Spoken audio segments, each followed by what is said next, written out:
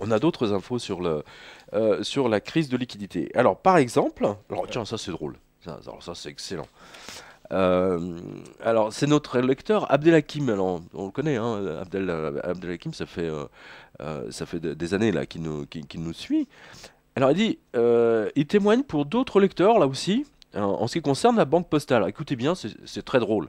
Enfin, d'une certaine façon. C'est drôle. Vendredi matin, donc vendredi dernier, 30 minutes après l'ouverture, je me rends au bureau de poste près de chez moi, proche banlieue parisienne, etc. Donc c'est pas le fin fond de la campagne, on est d'accord. Et j'ai souhaité retirer 250 euros.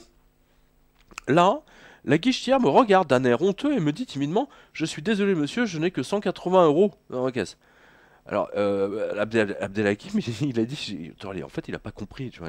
Il a dit, j'ai cru qu'elle me parlait de mon compte et que celui-ci avait un solde de 180 euros, tu vois. Le mec, tu sais, il a court-circuité dans sa tête, tu vois. C'est le mec, il arrive, la banque vient Ah à peine oui, bah d'ouvrir, tu vois. oui. Le mec, je n'ai que 180 euros. Oui, Il refuse de comprendre, vous hein. parlez de mon compte?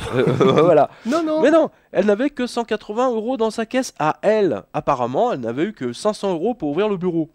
Elle m'a dit: Je sens que les clients vont m'en mettre plein la figure aujourd'hui. Je suis obligé de les renvoyer vers un autre bureau ou vers des guichets automatiques. Bref, une fois de plus, ça sent mauvais.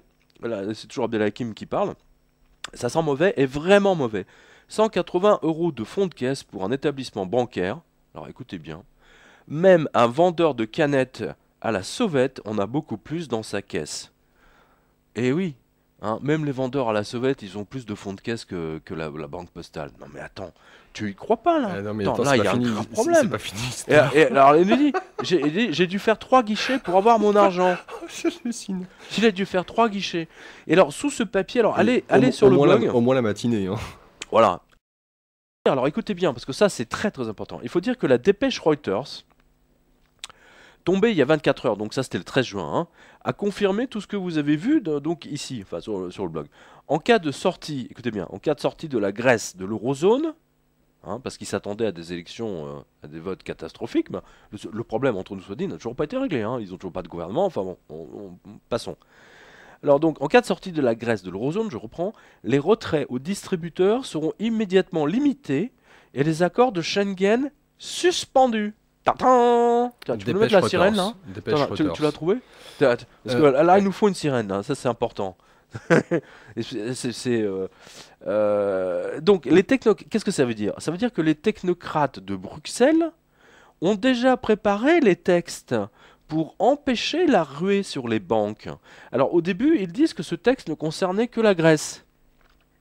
Bah voyons.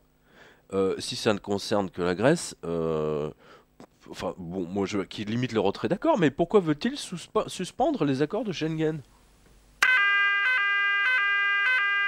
Ah, ils vont être contents, nos auditeurs, là. Ça réveille. Ouais, tu peux laisser, voilà.